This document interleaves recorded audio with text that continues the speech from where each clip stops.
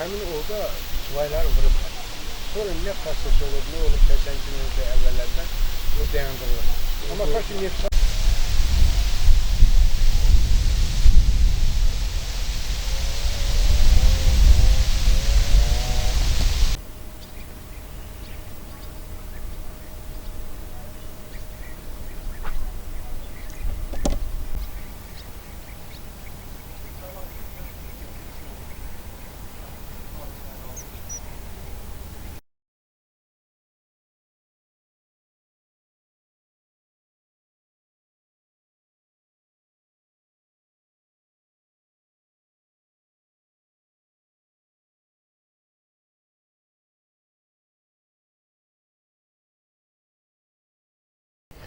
Cəbrayılov Sərxan Quluşoğlu. Əslim Cabat kəndindəndir. Mən hardasa mənim 82 yaşın içindəyəm. Oktyabrın 19-unda mən 82 yaş tamam edirəm. Bu illərdə mən həmişə bu Kürün qırağı, Kürün sahilində olmuşam. Əskərdən gələndən sonra mən bu gəmiçilikdə işləmişəm. Gəmiçilikdə su nəqliyyatı olub. Su nəqliyyatı tramvayda olub, balaca katerlərdə olub, su gəmiləri olub, Qasbarın gəmisi. Böyük gəmilər olub, Nalivnoy gəmilər deyirlər onlara. Onlar ancaq yanacaq daşıyırdı, pamıq daşıyırdı keçmişdə, nəqliyyat olmayanda. Nə qədər ki, poyuzlar ki, əmələ gəldi, işlər hasadlaşdı, ondan sonra o gəmilər yığışdı.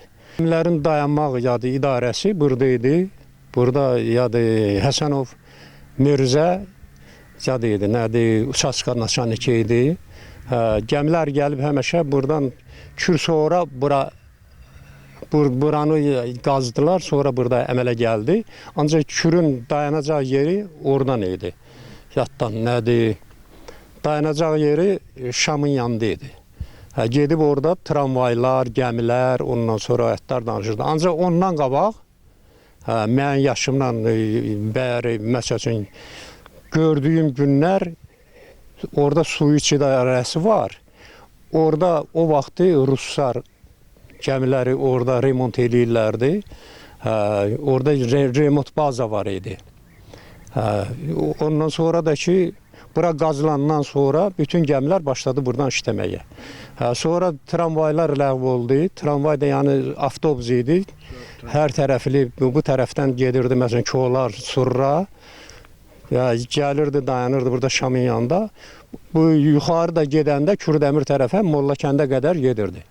Əhalini nəqliyyatla aparırlardı. Sonra ki, elə ki, bigatlar, bərələr başladı, hamısı ləğv oldu. Bütün gəmi təşkilatı yoxa çıxdı. Yeni o Kür çayıdır, Araz çayı. Araza cad eləmək, işlətmək olmaz. Ancaq Kür çayı neftiyyatdan, Neftçaladan gəldi, getdi, gənə Molla kəndinəcən həmən nəqliyyatı işlətmək olar.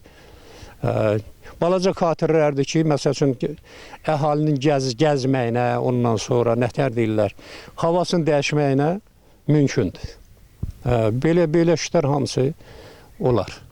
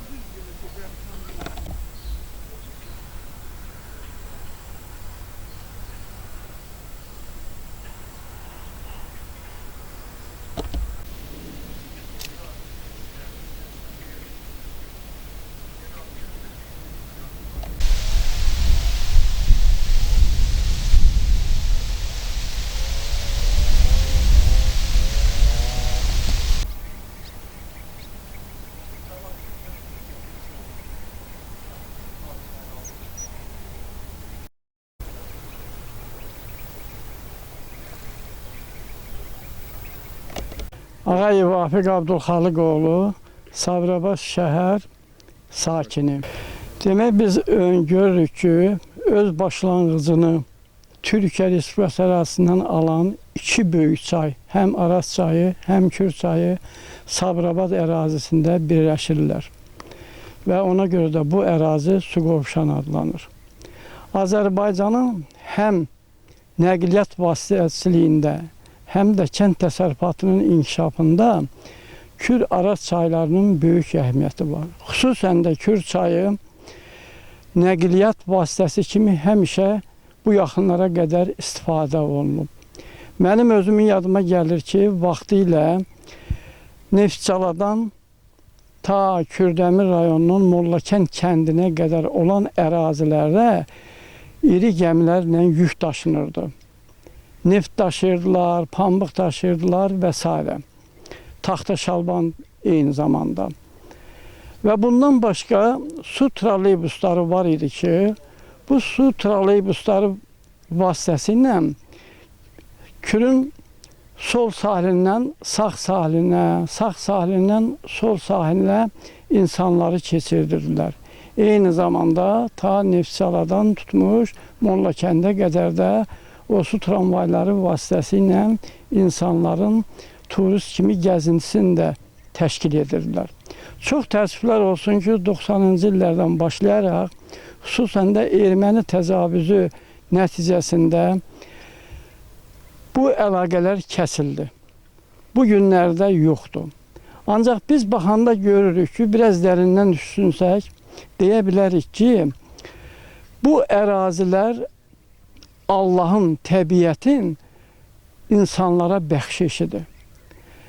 Bu ərazilərdə turist axınını təşkil etmək üçün turbazalar təşkil etmək lazımdır. Bunun üçün parkların salınması, su nəqliyyatının yenidən istifadəyə verilməsi, Kür-Araz çaylarında gəzintilərin təşkil olunması, eyni zamanda buranın demək, iqlim şəraiti də müəyyən xəstəliklər üçün təbii dərmandır. Və ona görə də burada demək, tibb müəssisələrinin də tikintisi vacib məsələlərdən biridir. Bax, bu çox da elə böyük yox. Yavaş-yavaş mən dediyim işlərin bu ərazilərdə həyata keçirilməsi ölkəmizin iqtisadiyyatı üçün, insanların maddi, mənəvi səviyyəsinin yüksəldilməsi üçün böyük əhəmiyyət daşıya bilərdi. Və bugün təklif edərdim ki, aidiyyatı orqanlar bu məsələyə daha ciddi yanaşsınlar və bu ərazinin cənnətə çevrilməsi üçün əllərindən gələni əsirgəməsinlər. Bu gələcəyimiz üçün böyük kapital qoyuluş olardı.